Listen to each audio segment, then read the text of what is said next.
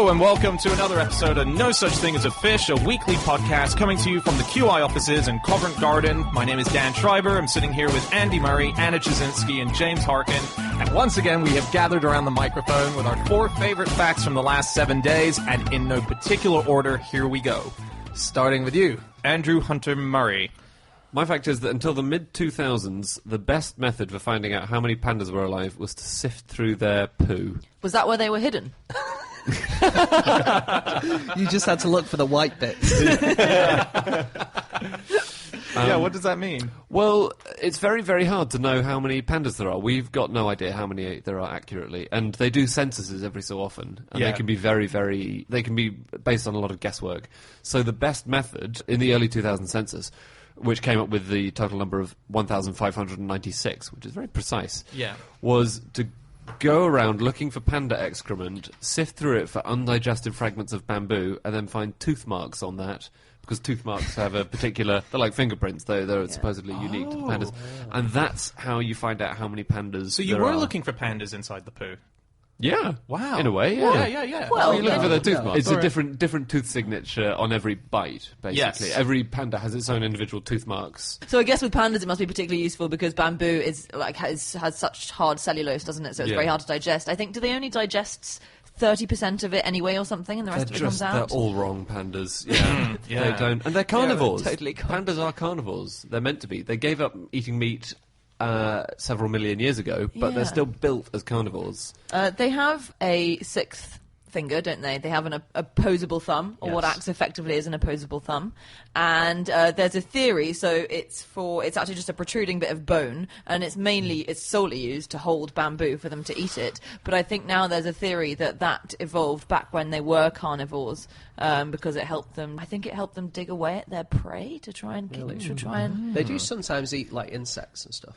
And little rodents, if they can get their hands on them. But normally they can't because they're pandas, and it's just very difficult for them to do anything. They're very slow-moving, aren't they? They are, yeah. Yeah. There's a theory that they're only slow-moving because they changed their diet.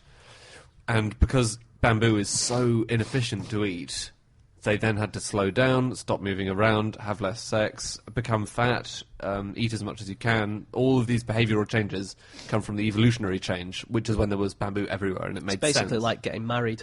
I don't know if there were ever thin pandas. It's kind of disgusting to think of. Yeah, just like really buff pandas walking around.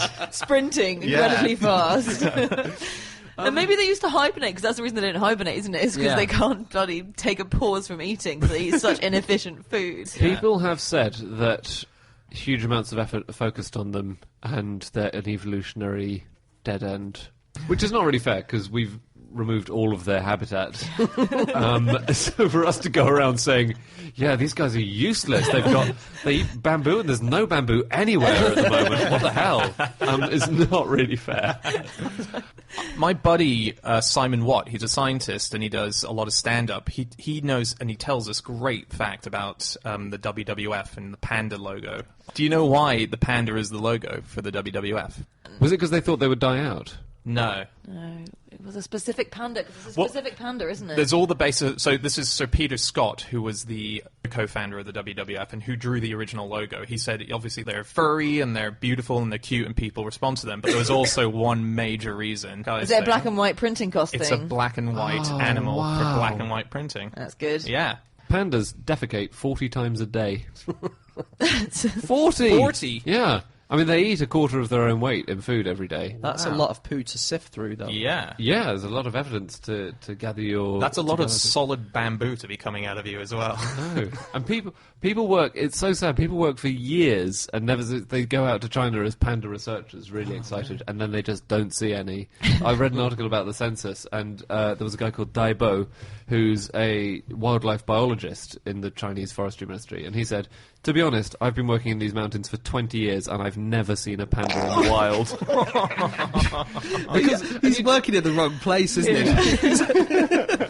But you just never see it. And also, when you're doing a census, you're not looking up for them. You're looking at the ground, desperately trying to spot their excrement. Yeah. So it's entirely possible that you'll miss one because you're so pointing and focused on the laughing. ground. But also, like, these are, as you've said, fat, lazy animals, how slow is this guy that he's able to find their excrement but not find them? They're obviously close by.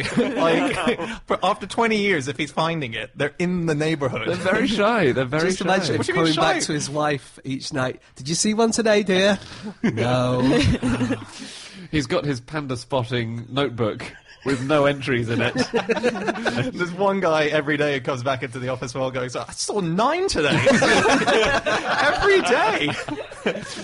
Panda poo is, well, the world's most expensive cup of tea is made using panda poo. It's this guy called An Yanshi, and I think he started making it in 2013, and it costs £131 for a cup, and he uses 10 tons of panda poo on his tea plantation to make his tea delicious. So it's Apparently not it in the is. tea It grows itself, the it plant. just grows the plant. Yeah. Okay. It's used as the fertilizer. That's a relief. Yeah. Relief. One lump or two. Yeah. Apparently it gives it a richer taste. Does it? I bet it does. Yeah. Yeah. I mean, we get a bit sniffy about it, but it's manure. It's using fertilizer. Yes, isn't it? yeah. No, Yes. I thought Yeah. it was in... Because they do sell dried out panda poo as... you can buy it as paper, can't you, from Yeah. certain zoos in China. So I just thought it might be... why not? They do flatten it, don't they? They don't just sell you a book. Just write on this. With a stick. You get a really lumpy envelope. Oh, I think I know who it's from. So they do that in... Just written on it. Still nothing. Do you remember, sorry, speaking of doing stuff to pandas, we talked about that story of the Italian circus? No. An Italian circus a couple of years ago tried to pass off a pair of Chow Chow dogs as pandas by painting them, and they're in serious trouble now for deceiving people and for animal cruelty. Skeptical customers were told that the 2 dogs, a male and a female, were actually half panda, half dog hybrids. So if you were skeptical, you said, I think these look a bit weird, they expected you to believe. I'm imagining that guy who works in China goes on holiday to Italy and he's like, you know what, we're going to go to the zoo because they've actually got pandas. You'll finally get to see one. The first 2 lines in the panda spotting notebook are then just crossed out a few days later. Bit tear stained.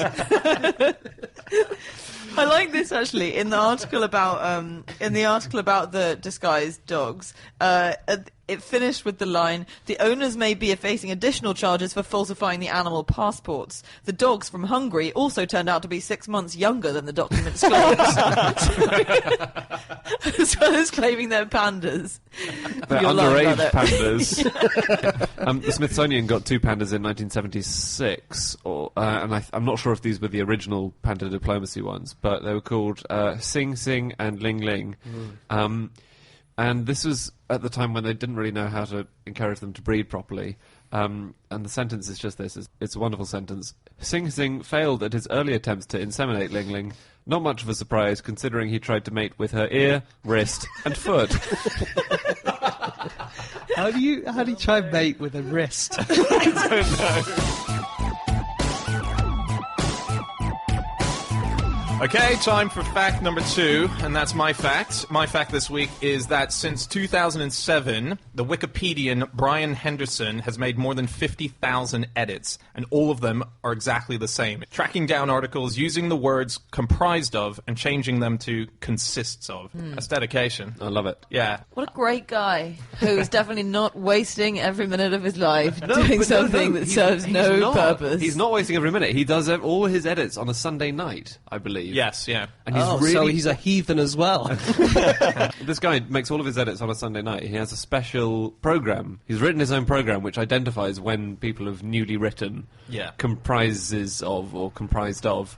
He finds it and then he says an edit typically takes about 10 seconds, but that's because I've gotten really, really good at it. I've actually put a lot of thought into those 10 seconds. Some of them take a lot longer. Some of them take minutes. Do you know what the most edited entry on Wikipedia is? What? It's the page for George W. Bush, Is it? which has been edited 45,000 times. Is it just, Which do we is- put a full stop after W or not? Yeah, Is it? it's all that. Back and forth, back and forth. It's been edited 3 times for every word in the article.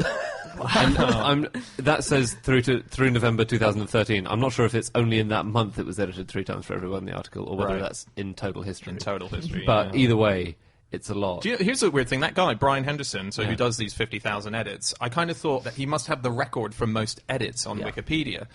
And so I looked into a list of the most edits ever made by Wikipedia. George W. Bush. There's no dot in Dover. Do you know what number the most edits by a single person? So how many has this guy done? 50,000. Okay, so... And he's been going every Sunday since 2007. So times that by 7. Yes. So 350,000. What's the answer? The answer is a guy called, his username is Koauf, K-O-A-U-F, and he has done 1,455,693 edits. Wow. That's amazing. Okay, so I went on to, I went onto the Wikipedia page for pedant, and that has been edited more than 500 times. And I just thought I'd read. I wonder all if the that's different below changes. or above average. Go on. One of the things was there were some quotes about pedantry on there, and one of the quotes is, "I am a pedant when it comes to written English," and that's a quote by Garty Vixters. It's like a jokey thing, but someone in the edit page wrote, "Changed pedant back to pendant yet again." So someone keeps changing that back. That must be really annoying. I remember looking at the Wikipedia page entitled "The Reliability of Wikipedia" and finding the sentence, 90% of articles on Wikipedia exhibit superior quality, and then in square brackets, unreliable source, question mark. Close brackets. That's good. Have you ever looked at the most popular Wikipedia pages for various countries? No. They're just quite bizarre. So, in Sweden in 2012, the top Wikipedia page that was searched, that was clicked on Okay, was... we should guess. Oh, okay. Think you'll guess this one. Sweden. William Shakespeare. Is there a clue in this where you're saying William No, Shatner? there's a clue in the way I'm saying Sweden. Is it Sweden? Yeah. Okay. Yeah. Oh. So, Got it. Done. so that was Sweden. Can't believe I guessed William Shatner. I feel like an idiot now. Adult video actresses page, the best in Japan. The second most clicked on Wikipedia page in Spain in 2012 was for the @ symbol. Wow. And the most popular Wikipedia page in Germany that year was the page on cul-de-sacs. You know that game that you do on Wikipedia where you click on it and you're trying to get through the whole of the encyclopedia to get to a page? Wiki Race. Yeah, so you start You on go the- from one word to another. Yeah. Do you So reckon in fun. Germany they get to cul-de-sac and there's no links there? Do you guys know what Jimmy Wales has said his favourite Wikipedia page is? Was it Wales? No. The country? Oh. Was it William Shatner? Sweden? Can't be. It's a very random one. It's a page called Metal Umlaut. Oh yeah, I know It's that one. a page devoted to heavy metal bands that put a decorative umlaut in their name. Oh, yeah. Like Motley Crue, Maximo Park. Motorhead. Yeah. But yeah, that's what he says. And then the other one is a page for chocolate chip cookies. All right, should we move? You know, I sorry. got one more. You know, speaking of Jimmy Wales, he and the Wikipedia Foundation cracked down a few years ago on US Congress and banned any IP address with any association with US Congress from making any Wikipedia edits because it was during election period and they were just constantly vandalizing each other's pages. You do So- get that still from the House of Commons and the House of Lords. Lots of edits to Wikipedia pages good. for British politicians come Good from use there. of... Dan and I went to a Wikimania event, which is for lots of Wikipedians and lots of editors and things like that, and it was in London last year. Yes. And Dan was doing a speech about Wikipedia, and did you make a page on the train? No, because one of the speakers at it, who's a comedian here in London and a scientist called Steve Cross, who runs a thing called Science Show Off, he came on and his whole talk was about how he didn't have a Wikipedia page. And you made one for him? No, I knew that he wasn't notable enough to make a Wikipedia page. That's what the problem was, that he was saying that he can't get one. So what I made was one of those list pages, and the list was called, the title of the page was People Who Don't Have Wikipedia Pages. And I put him as the first name. And they deleted it. Within a minute. So, can I read you, I have one more thing about this, which is that, what I really, really like about the guy, Mr. Henderson, and I think, I quite like his mission. I wouldn't do it myself, but it's quite sweet in a way. I think it's sloppy English. I don't necessarily think it's wrong. But the first edit he made was on the 14th of August 2006, which was for the article Central Processing Unit. Oh, yeah. Right? Now, the next one he made I think he made some other Wikipedia edits in between, but the next one he made for Comprised of was on the 4th of January 2007. So that's about 4 months difference. I just wonder what he did in that 4 months. What he must have been thinking about it, and he must be thinking, "Yeah, I'm glad I did that." And then I'll just do one more. Just one. I've done one. I'll do another one. There probably aren't too many more. There was a point where he had dealt with all of them. Yes. Every single wow. one on Wikipedia. And then, of course, because people write more articles, and I guess also people get a bit proprietorial sometimes about their articles, or articles that they've been editing a lot. Yeah. And so if he changes it and they change it back, he tries not to immediately correct that again because he doesn't want to get on people's nerves. So that I think that is quite a friendly thing. And the other one that he has is that obviously if you are quoting someone and they've used the words comprised of, you can't change that. That just sits there. And so he gets frustrated. He found like 150. My favorite thing about this fact is that our show, No Such Thing as a Fish, has a Wikipedia page in which all of our facts are put up on Wikipedia. Yeah. And now there's going to be 151 because this will now be a quote that he can't change. Oh, yes. We're putting comprised of into our wiki page because it's a fact that we've just said. Oh, that's so cruel. And it's so cruel because it's a fact that's going to have his name in it as well. Hi, Brian. Hey, Brian. Okay, time for fact number 3, and that is James Harkin. My fact is that the world's largest saw is used to cut through mountains in Kazakhstan. Why are they cutting through mountains in Kazakhstan? Mining. They're just mining for coal. Yeah, they're looking for coal. It's a very impressive looking machine. It's terrifying, actually. It looks just like a circular saw, only lots bigger. Do you know how big it is? Yeah, it's 145 feet in diameter, and it weighs 45,000 tons. Wow. And it just basically, anything in its path just gets sawed out of the way. Can they change the axis of it so that it can cut at an angle? I don't know. I don't think they can. Because you'd be very frustrated if the thing you wanted was horizontal and you could only cut vertically. You probably can move it, but it is really, really, really heavy. Well, it takes like 27 people to operate it, right? Yeah. Yeah, so you got one person sitting inside. Apparently that's the prime position. What, 26 people outside? Yeah. I don't know why. I know it. It can dig out 4,500 tons of coal an hour. And you say it weighs 45,000 tons? Yeah. Bloody hell. I know. That's really heavy. Yeah. But I just love this, like, the whole thing of big machinery and stuff. Yeah. It's a nice subject. So, the world's biggest boring machine, tunneling as in boring. Yeah. And they're using it to make a tunnel in Seattle at the moment, and it's got stuck. So, it's stuck underneath Seattle. Oh, no. That would be a great sequel to Sleepless in Seattle. I read the other day that Birmingham University has a bunch of disused tunnels under it, which were built in 1902 for mining students so they could practice mining. So they're fake mining tunnels. Wow. I love it. Isn't that cool? Do you think they built it only a little bit underground? Because obviously it would be a massive amount of effort to build a fake mining tunnel. Yeah, they were. 200 feet down. Yeah, I think they only went about 20 feet down or something. I have a cool fact about mines. Go on. The very deepest mines, you can't go down in just one lift because the weight of the cable is so much that it would snap when you were in the capsule at the bottom of the cable. So you have to go down and then get another lift even further down. That's how deep into the ground it goes. Is that not also true of, like, super towers as well?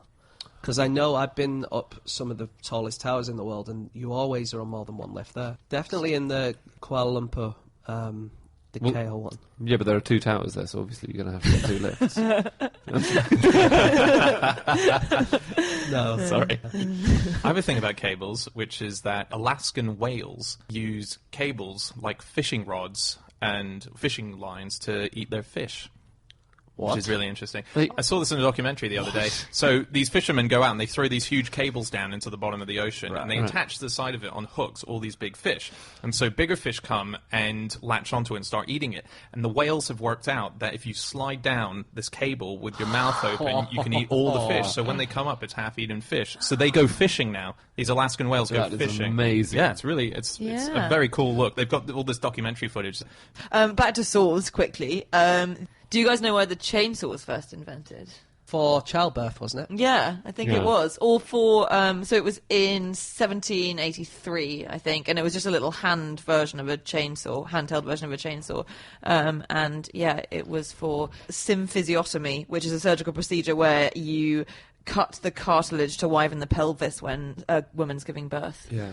So that's nice. And to cut bones generally. So they were really useful in surgery in the 19th century, weren't they? They were mainly used by doctors to amputate bones. They were called sawbones. That was the nickname for a doctor. I was looking at a list of different saws, and there is... I know, it wasn't Saw great. 1, saw 2, saw 3. Apparently, there is a saw called a cold saw. Oh, Really? Yeah, that's which great. is quite nice. Yeah. What Do you know what it does? Is it cooled down to cut through hot things, or is it... It basically transfers the heat to the thing that it cuts, so the actual saw itself doesn't get too hot. That's very clever. But the thing you've sawed into is freaking boiling. It's on fire. Hey, so I was looking into mountains. Oh, yeah. Can I bring it to mountains very quickly? Please. Yeah. I found the smallest mountain in the world. So That's do you not have to amazing. be- Yeah, because I just thought there must be one, right? There must be Yeah. the smallest I mountain. thought you had to be a certain number of feet to be a mountain. Well, like- so this one is officially registered as a mountain. Okay. It's in Australia, and it's called Mount Witchy-proof.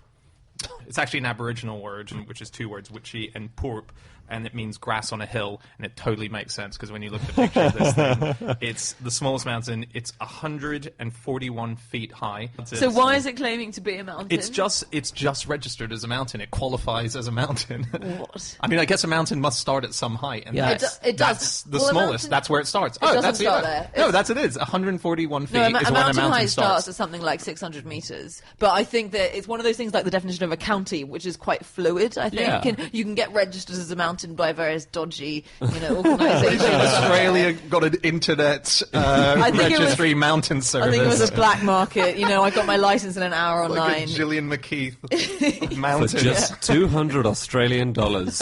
Register became- yourself. We will as a make mountain. This is my cat who is a mountain. Mr. Tibbles.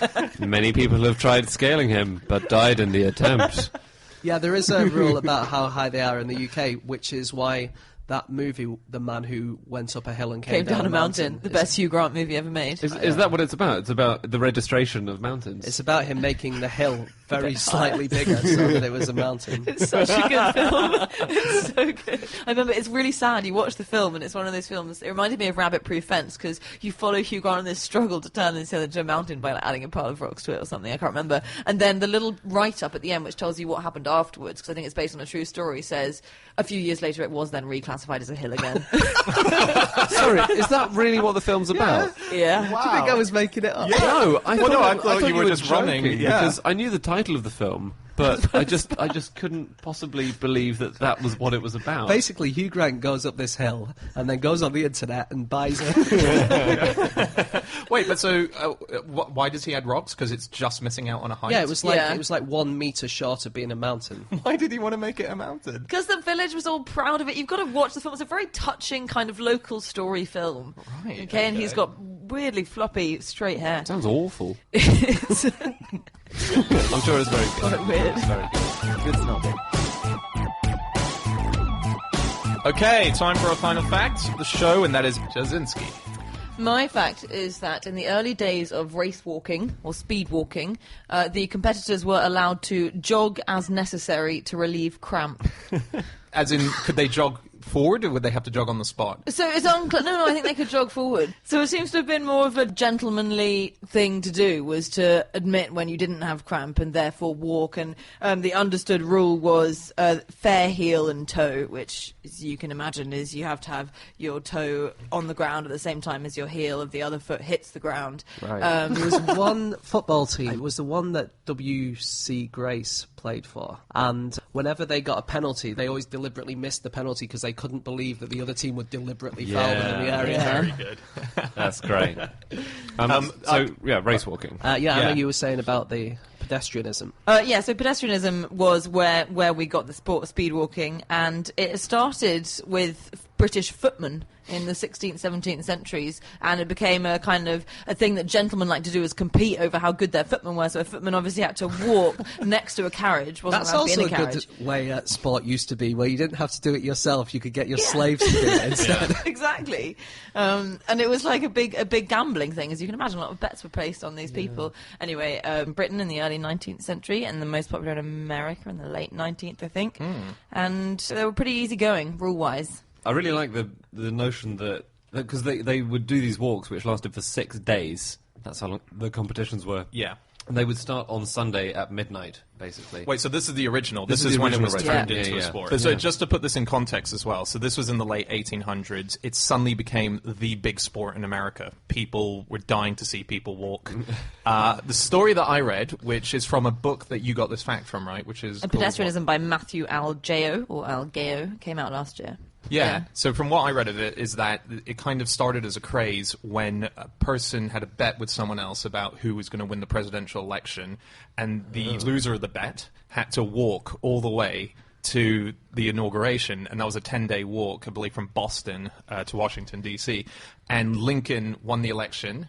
And this guy lost his bet. He did the walk, and it got such press that all these people came to watch it. And he had such a success that he kind of just went... And it was a line that I read in it, which I loved. It said, "Let's take this indoors." And he started walking around a rink, and he started making money for it.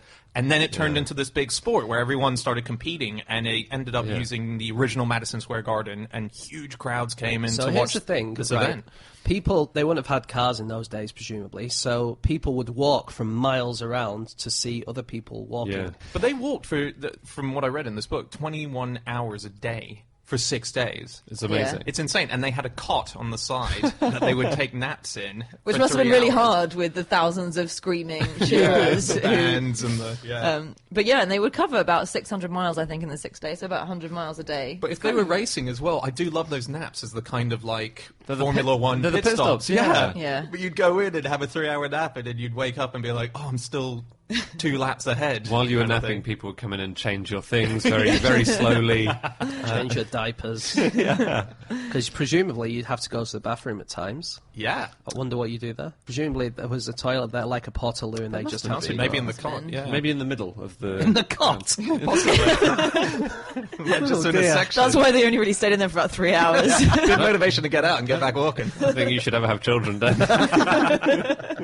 I very much admire marathon walkers and runners for their ability to just have a shit and a piss wherever they goddamn like. Like, what was Paula Radcliffe? Yeah. I think that when you're squatted not dedicated down. to the sport, I think you don't really care about that kind of thing. That's what I mean. It's That's true. it's- The newborn babies are the most dedicated Sporting sports people. athletes. Yeah. I was just going to say the guy that Dan was talking about is called Edward Payson Weston, and yeah, so they did have it before because it was very popular in Britain in the same kind of format in the early 19th century. But yeah, he was the first big star of it, I think, and he, I think, might have been also the first case or one of the first cases of a doping scandal.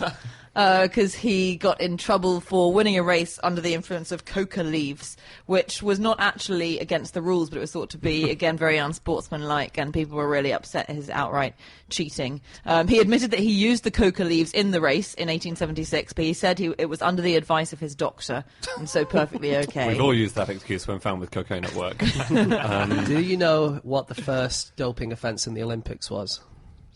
Was it in ancient Greece? Wasn't it? Was it not Modern alcohol? Olympics, yeah. And the It was first one? 2 beers, and it was a guy, I think it was in shooting, yeah, it was in the shooting, Yeah. and he had 2 beers to calm his nerves, Yeah. and they said that wasn't allowed, so... Wow. great. Of all the sports to be drunk and do, Yeah. that's most dangerous for the spectators. So there's one more thing about that guy, Weston, who walked to the White House. He didn't make it in time for the inauguration. He was several hours late.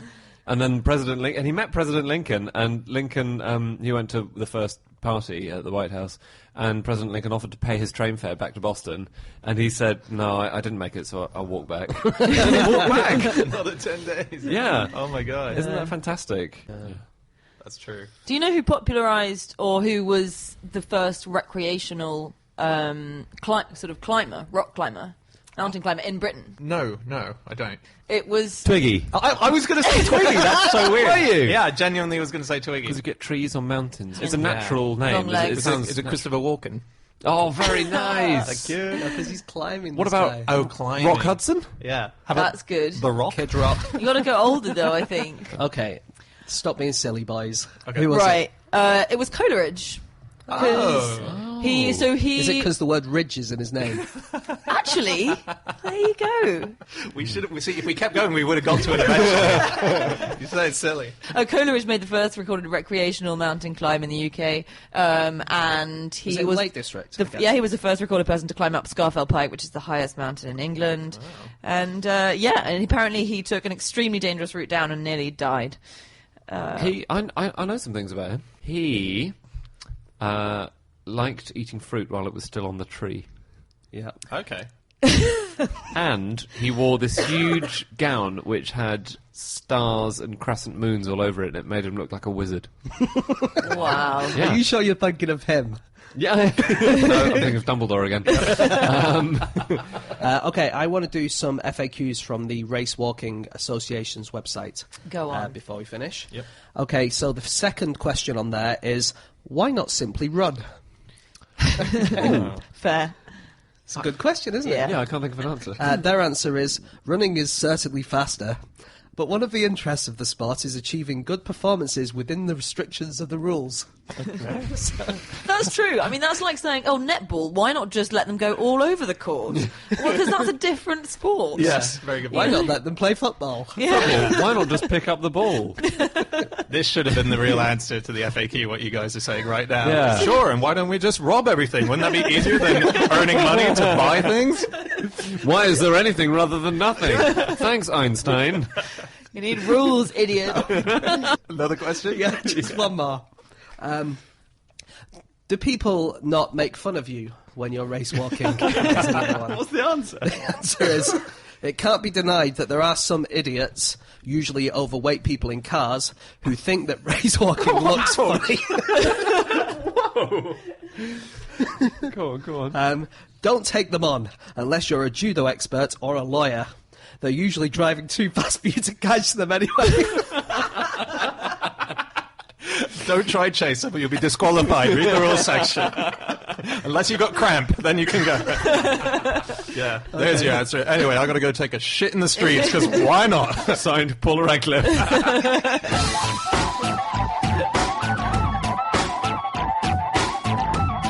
Okay, that's it. That's our facts. Thanks so much for listening. If you want to get in contact with any of us about the things that we've said over the course of this podcast, you can get us on our Twitter accounts. I'm on @Schreiberland. Andy. @AndrewHunterM. James. Egg-shaped. Anna.